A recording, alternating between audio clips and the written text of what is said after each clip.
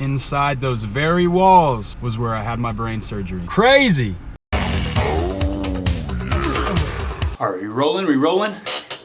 What's going on, YouTube? Welcome to another one of my videos. Today, it's gonna be a little more serious. So today's date, January 30th, 2019. Now this date is very significant to me. As you can tell, I have it tattooed on my body for the rest of my life. Now the reason this date is so significant to me is because a significant event happened on that date. Now the story behind this is pretty cool, and I'm hoping by me sharing these experiences, it can help someone out there who might be going through this situation, or just provide some insight and perspective on someone who has gone through this situation. So let me take y'all back to the beginning of January in 2013. So I was a band student at the time, and I had just gotten out of a band mixer at my high school. Me and a couple of friends headed back home, and shortly after we were all in the car, a wreck happened. The car swerved left, right, back and forth on a road, ended up slamming into a metal fence head on. The car came to a direct halt. Basically, the car was totaled. There was me and the three others in the car. And by the way, for those who have never been in a car crash, it is the scariest thing. I don't wish that experience upon anyone. I played football all throughout my youth, and I had gotten hit by some of the biggest, strongest linemen and linebackers in Texas high school football. And still, that pain cannot even come close to the pain that I felt once we ran into that fence. Now I was from the back of the car to the middle. The windshield was completely broken. I'll throw some pictures up there of the crash and how the car looked. Basically, the car was totaled. And so they had to use the jaws of life to open the door. And I remember when I kind of opened my eyes and started realizing what had just happened, which was just reflecting back, like it was really, really scary and confusing. And I'm not saying this in a form of pity. This is an outlet that I'm using to reflect on the experience. I don't want the takeaway from this to be like, oh, poor me, blah, blah, blah. No, I'm just trying to share my experiences so maybe that can help someone out there and just provide perspective. So I'm in the middle seat and I feel my neck, and my neck is super, super wet. Like I'm sweating. And so my friend who's up in the front looks back and she starts freaking out when she sees my chin. I don't know if y'all can see that, but there's a scar there. And so basically there was blood running all down my neck. I had somehow sliced my chin open and it was bleeding profusely. The ambulance came, got me on a stretcher, put me in the ambulance. They stitched up my chin. I was in the ER till like 5 in the morning. I was bugging. I was like a crackhead. And so basically what they do after every crash or any like impact like that takes you to the hospital is they'll run a CT scan, which basically scans all the bones in your body to make sure, nothing's broken and make sure everything's fine. And so they take me through the CT scan. We're waiting a little bit for that. So the nurse comes back into the room and says, it looks like, we did your CT scan and everything looked great. There's just something we saw in your brain area. We don't know what it could be. It could be just a misreading. It can happen at CT scans. And so we're gonna run you through an MRI just to get a closer look at what we saw in your brain. And so when she leaves with that information, I start crying. I'm expecting the worst. I'll be honest, it was really scary. I don't even think to this day, I think talking about it now is helping me process it. So they send me back to the MRI room, run an MRI. Oh, and by the way, MRIs are the weirdest thing you'll ever do. It's this small, like circular enclosed box, and my like goofy long ass was put on the little like stretcher thing, and you get wheeled back there and you have like this like helmet, like you feel like a fucking stormtrooper. And they put that on your head and you have to stay super still. And like you hear all these like boom, boom, like weird beeps and like meow, meow, meow for like probably like 45 minutes. I always like to pretend when I'm in an MRI that it's like a beat. So like I'll try to like rap over it or like make it into a song, because it's like plucks, like blup, blup, blup, blup, and like all these weird sounds, and like it can be kind of scary at first, but I try to like really relax my breaths and calm down and just like kind of have fun with it and make it into a game. But anyways, I get wheeled out of the MRI room and I'm talking to the MRI tech and I'm like, all right, dog, like I know I haven't seen the doctor yet, but what are you thinking? And then like his dickhead ass like said some shit. He was like, it ain't looking good, or like something like that. And I was like, dang, like I really started getting scared. So I get wheeled to like another hospital room. This isn't in the ER anymore. Nurse and surgeon comes in and they show me this bad boy. Boom! And so I'm looking at this pretty bamboozled. Basically, she goes, okay, well the white part in your head is a tumor. Now keep in mind, y'all, I got a peanut for a head. Like I got a fat ass head. So let's just put this in perspective here. That's a pretty fat tumor and it's in the ventricles of my brain. And so when I heard that information, I was shooketh. I still didn't know how to process it. It's a very weird situation when basically so like for example, this tumor is a cancerous tumor. It's a neurocytoma. It's a stage 2 cancer, but it's not the type of cancer that affects the outside cells. It's covered in like a sheath, kind of like a coating. So it stays kind of in one specific area. It's weird, like being told that you have such a serious illness, one of the most serious illnesses there is,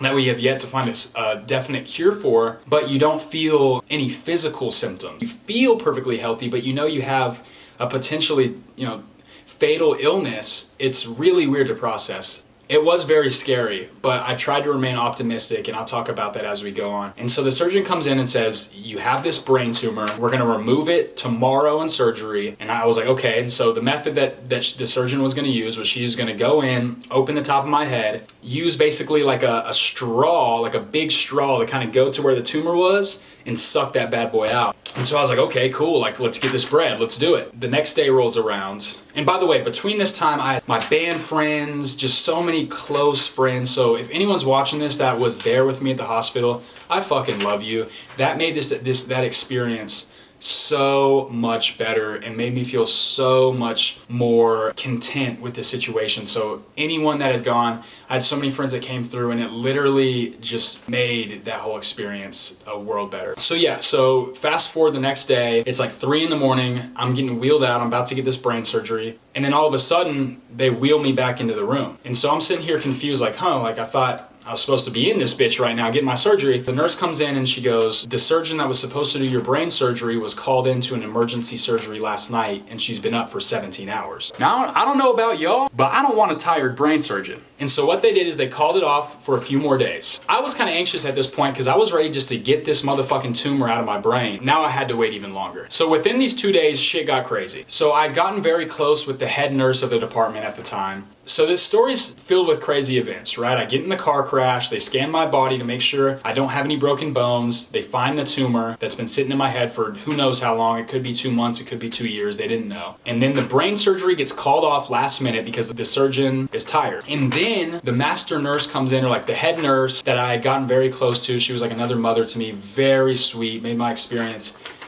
just amazing. A world better. She comes in and talks to my mom, and all the nurses there, they take care of the patients. They see what surgeon did what to what patient, and they kind of get a grasp of what surgeons are better in a way than others, And she comes in and she tells me and my mom very seriously, now that this opportunity has presented itself, I could get fired for telling you this. I could lose my job for telling you this information, but I would highly recommend for your surgery to look for another surgeon and get a second opinion.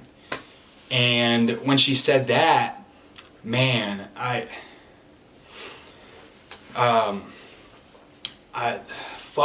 knew I was gonna get emotional. I'm like the most emotionally unavailable human being there is. So just thinking of this, like, sorry if I'm seeming like a little bitch, but this is just one of the most powerful things that's ever happened to me, this whole experience. So she comes in and she talks to me and my mom, and she tells us that we need to look for another. She says that we should look for second opinions. And so the way that made me and my mom feel, that she was willing to put her job on the line just to be able to make sure that like we had a better experience, is so powerful to me. And I'm just so grateful. And we visited her after all of this, and I gave her the biggest hug. And people like that, man, they are world changers, and they deserve it all. They deserve it all. Nurses deserve to get paid fucking millions for the shit that they do. So after hearing this information, me and my mom are really shocked, because I could have been in that surgery room a day back if it weren't for that emergency surgery, and the outcome could have been completely different. And so we do get a second opinion. My grandma and grandpa are very close. I call them my Mimi and my Praha. And they're very close to a surgeon that was out in Florida where they lived at, named Dr. Lee, and he had a very good record. And so I was fortunate enough that they were able to bring him out, and we were able to talk to him for a second opinion. And then also we talked to another surgeon named Dr. Smith. He was the head of the neurological department at that hospital, total badass, and we spoke to both of them. And so that was another hard decision I had to make, was when I talked to Dr. Lee. He was very intelligent, very kind, and he basically wanted to get a biopsy. He wanted to put me under anesthesia, open up my head, get a biopsy of the tumor to really kind of assess what kind of tumor this was and then kind of make a decision based on there. The only thing with that is that the surgery would have taken a few hours longer, and the more hours you're under anesthesia, the more potential risk there is, especially with your head being open and your brain exposed. And so then we talked to Dr. Smith, who essentially wanted to open up my head and use microscopic scissors to make an incision in the head and then make microscopic scissors to cut out the tumor, like using a little device that he can see. And two like really cool approaches versus just putting a straw in my head and sucking that shit out. So then I had to make a decision. I had to make a decision if I wanted to go with Dr. Lee and Dr. Smith. And being 15 years old, being a freshman in high school, I was so immature, such a dumbass. And so this was a really tough decision for me, but it was ultimately my decision. And so I talked to my family about it. I told my mom, you know, I don't know what surgeon I want to go with. And then my uncle Steve, love you Steve, if you're watching this, man, you're like a father to me. My uncle Steve goes, well, if you wanted one of these surgeons to perform surgery on your mom, who would you choose? And so immediately, right when he said that, for some reason my intuition, something inside my heart said Dr. Smith. Dr. Smith just got me on a personal level. Dude was a badass. He used to play in the NFL, and now he was killing the game, one of the top brain surgeons in that department and in that area. And just, I felt something I felt a connection with him. And I told my uncle, I said, yeah, if it was up to me, I would want Dr. Smith, and that's who we went with. Fast forward a day or two later, I'm getting wheeled back into that surgery room. This time I'm optimistic as fuck. I'm ready. I'm like, let's get this bitch out. I'm talking to all the nurses, like super positive. And I remember the last thing I said before I went back there to get my surgery, they wheel me back and they're about to shave my head. For brain surgery, they either shave your entire head or they just shave the area that they're gonna make an incision. And so I was joking around with Dr. Smith and all like the assistants and stuff around me. And I was like, I went back there and I just looked at them and I'm like, just take a little off the top. And they started laughing so hard, you know, like it was like some barbershop shit. And it was just a really positive vibe. It was 6 in the morning, and you'll never catch me being that positive at 6. But when you have a fucking brain tumor, shit changes. And that's my perspective on that. I had to maintain this positivity, because whether I was positive or negative during this whole experience, I still had this tumor and I was still gonna have to go through this. So regardless of whether I was positive or negative, the reality was that I had this illness and this situation that we were gonna have to go through and be strong with. And so we go in there, we get ready, and they put me under, they put the mask over me, and they're like, all right, baby, let's get it. I'm like, let's go, like it's game time, let's fucking go. Count to 1, 2, and I'm out. All of a sudden I'm out, and I open my eyes, and the surgery's over. And I remember right when I woke up, I was loopy as fuck, obviously, because I'm off the drugs, and the nurse and my mom are standing right over me. And I could tell my mom was very nervous, but nothing was better than opening my eyes and just seeing my mom right in front of me. That was probably like one of the best moments of this whole experience, was the fact that my mom was by my side, sleeping on this uncomfortable ass chair every night from the moment I got in that wreck.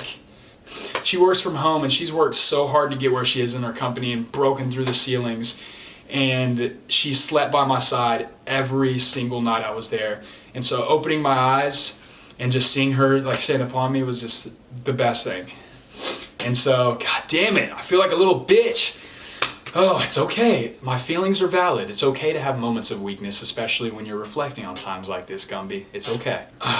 And I wake up my eyes, and they ask how I'm doing. And the first thing I say to the nurse is, not my head. My head had just gotten brain surgery and I had staples in my head. The first thing I say is, my balls hurt. And my balls did hurt. I woke up and like I felt a soreness in my balls. I don't know what they were doing with my nutsack when I was under the scalpel. But all I'm saying is I woke up and my nuts, I felt like I had gotten major kicked in the nuts. But the good thing was that my head wasn't hurting. It was just that my nuts were hurting. And I was fine. Like I was talking to my mom, like trying to do these math equations just to make sure I'm still sharp and I still got it. And I was okay. The surgery ended up only taking like 2 to I think right under 3 hours, which was really incredible for how long it should have taken. The quicker the surgery, generally the better.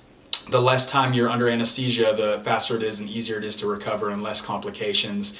And he did it so cleanly, and I just remember feeling so relieved. And then after that, I got sent to the ICU. I was in there for about a week and a half, and I was sent home. And so recovery was a little tough. I remember the first day after I got back home, me and my buddy Alvaro and my buddy Andy all walked down to the donut shop at 5 in the morning. I still had my staples in my head, and we went to the donut shop and we started ordering donuts. And all of a sudden, this fucking brain juice no joke, dead ass, this brain juice starts leaking from my incision mark. And I remember the donut shop lady looked at me and like she saw it leaking. She's like, "Are you okay? Like, what's going on?" And I'm like, "Oh no, like I just had brain surgery, like it's just leaking." And she was like shook. And so like she goes and grabs me all these napkins to put on it. And it's so funny because like we're eating the donuts afterwards and Alvaro like can't eat it all. He's like, "Bro, like I just totally lost my appetite." Like he just saw this juice leak from my brain. He couldn't even eat his donuts. Sorry about that, Bean.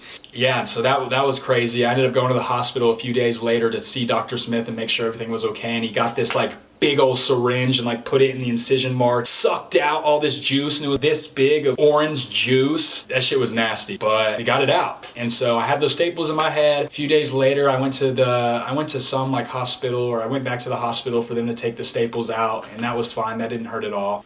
The treatment process isn't over. This was probably the third pillar of something, just this crazy occurrence in this whole situation. So about a week after my surgery, we go back to a radiologist / oncologist to talk about our next steps. We go in, we get MRIs, and then the oncologist tells us that the next step is to do radiation.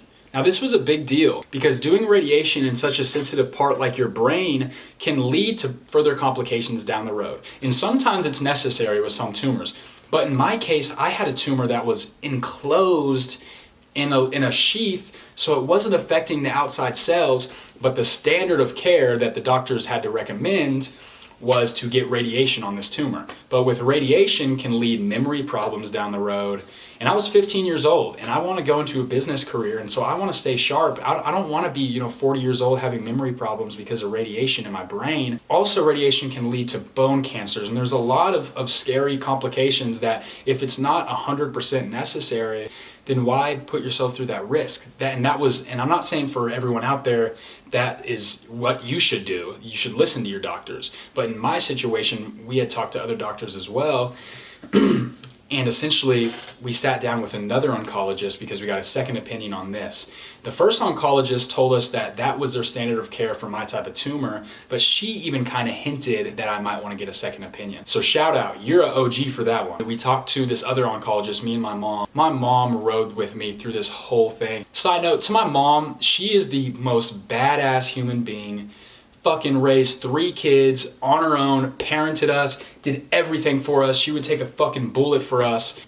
And yeah, if you're watching this far, Mama, I love you so much. You are my angel. I actually have a picture of her sitting on my desk, so I can look at this every day as I'm doing my hard-ass college courses, and she's my motivation. So me and my mom are having this 2-hour talk with this oncologist. She basically recommended as well that we go get a second opinion on all of this, and that maybe we should look towards another option that's not radiation. So she recommended going to MD Anderson Cancer Center in Houston. It's one of the best cancer hospitals in the entire nation. We're fortunate just to be a few hours away from where that is. And she said that everything they do there is cutting edge. They were developing proton radiation therapy, gamma knife radiation therapy, which if we had to do radiation, traditional radiation, it's like 2 laser beams that go through the tissue to get to the cancerous tissue. Where my tumor was located was in the ventricles of my brain. So basically, when you do radiation, the only thing is that it can affect the healthy cells to get to the cancer cells, therefore kind of killing some healthy cells in your brain. And that was just so scary to me. But with gamma knife and like things like proton radiation, it's basically like a pencil, and like these 2 dots come together and they don't activate until they get to the tumor spot. I don't know if I'm shit at explaining this, but like this is just how like my mind processes it. Basically, it was more minimalistic if we had to go the radiation route. So we go down to MD Anderson, we get MRIs there, an incredible experience. They're really amazing at what they do down there. And basically, Dr. Zaki, my fucking savior, he's my homie. He's been riding with me, and I've been riding with him since day one. He comes in and he's the adolescent oncologist and says, "Look, the way this tumor is lined up, our radiologist looked at it and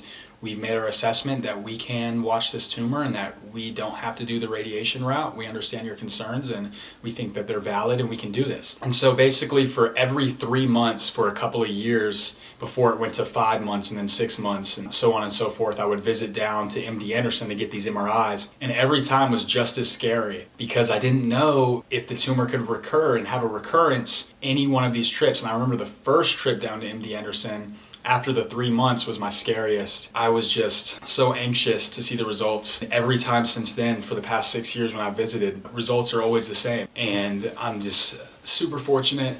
Getting emotional again, but the whole experience was fucking insane. And every time I go down there and they give that scan on my head and I still got a fucking hole in my brain, but it's okay because it was where the tumor was, like it's cool. But just seeing that and just hearing the results that everything's gonna be okay is just, I'm just so grateful because I know how many tough situations are down there.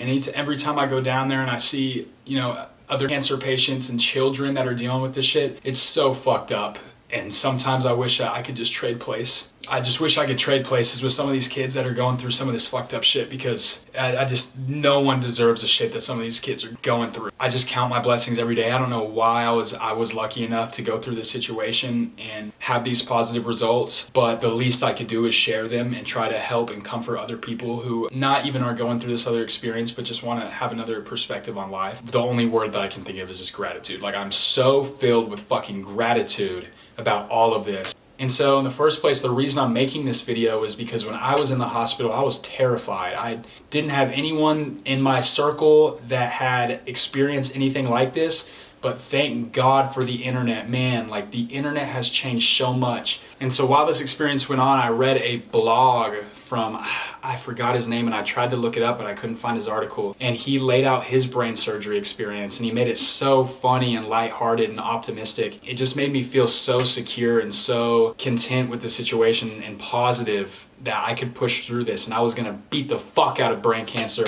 Fuck you, brain cancer. Fuck the brain tumor. I got that out. And there's also a vlogger named Charles Trippy, shout out, who I had been watching for a long time. And I saw that he had a brain tumor experience too. And watching his vlogs, I could relate on so many things, all the tests, all the different doctors saying a bunch of random bullshit. I just could relate so much on that. And so that's what I'm hoping that this video can provide to someone who might be going through that experience, that they can find some peace that everything will be okay. There was a lot of takeaways that even to this day, I still process and still realize new things every day. One, I learned that nothing in life should be taken for granted. I was a freshman in high school living pretty, well-off life, a middle-class family. I was in band, football, enjoying times with my friends, not a care in the world. I just kind of went through life without really stopping to smell the roses. And after this experience, 1 minute I'm in the car with my friends, goofing around. Next minute like that, I'm diagnosed with a potentially fatal illness in one of the most crucial parts of your body. Having that experience showed me that you never know when your day is going to be your last. It's sad to say, but people die every day and you don't know when that last day is coming. And so if you wake up and you live your life and at the end of that day you feel like shit, unhappy that if that was your last day, were you really doing what you love to do? And if you can't say that, then change it because you never know. Life is limited. We only have a certain amount of years on earth. And then that's it. So enjoy every experience that you have, that you're gifted with life. The odds of being born are like 1 in 6 trillion or something. Don't quote me, but something crazy like that. So we beat those odds to be that one little sperm cell, to make it to the egg and be born, and we got our at-bat. That brings me to my second point as well, that life is not always fair. And I battled with this when I had my brain tumor. Why me? Why do I have to go through some of this? Why? I'm always asking why. But at the end of the day, life just isn't fair. And that's just the bottom line. People go through hardships every damn day without explanation. And people in other countries, in third world countries, are going through experiences that are just unfathomable. So accepting that life isn't fair, it's a sad reality of life, but that's just how it is. And accepting that brings you some inner peace and understanding. Another takeaway that I learned from this experience was optimism, and how being optimistic in every situation is nothing but a good thing. I could have looked at this experience from a negative point of view. Why me? Why this? Why that? But looking back on that experience, if I would have never had that entire experience of the brain tumor and the brain surgery, I wouldn't be who I am today. I wouldn't have experienced such a big obstacle in my life to overcome to allow me to see that life's biggest growing experiences are experienced through adversity. And so now I don't necessarily try to avoid failure or run away from failure or run away from something that might be harder than the average or easier route. I want to embrace those opportunities because that's when you learn so much about yourself and how you can truly grow as a human being, understanding more perspectives, getting a greater understanding of who you are, how you react, and how that will facilitate and establish a precedent for the rest of your life. And there's so many more lessons that I still realize to this day. And if you have any comments on this video or any feedback or perspectives or a family member that's gone through this, please share this with someone that might need it, that's going through an experience. I'm gonna leave my email in the description below, so feel free to write to me and I'll respond back. And I just wanna share this experience with everyone because on a day like this, baby, 6 years, I am officially, well, it was 5 years, but now that it's 6 years, I'm officially a survivor. So what's good, life? What are you gonna throw at me next? Let's go. I'm ready to take it on. I'm ready to take whatever life has given my way. And I want everyone watching this to have that same mentality. Do what you love doing. You never know when it's gonna be your last day.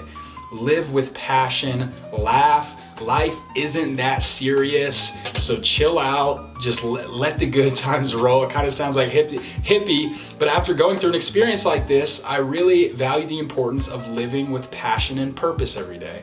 Chase something that makes your soul light on fire. I know it sounds cheesy, but if you end up chasing the money and that's the only goal in life, you're not gonna find yourself happy. There's plenty of people who have millions in the bank account and are miserable. Follow what you love doing, live every day with purpose, love beautifully, and laugh hard as hell. Thank y'all so much for watching. See you next time.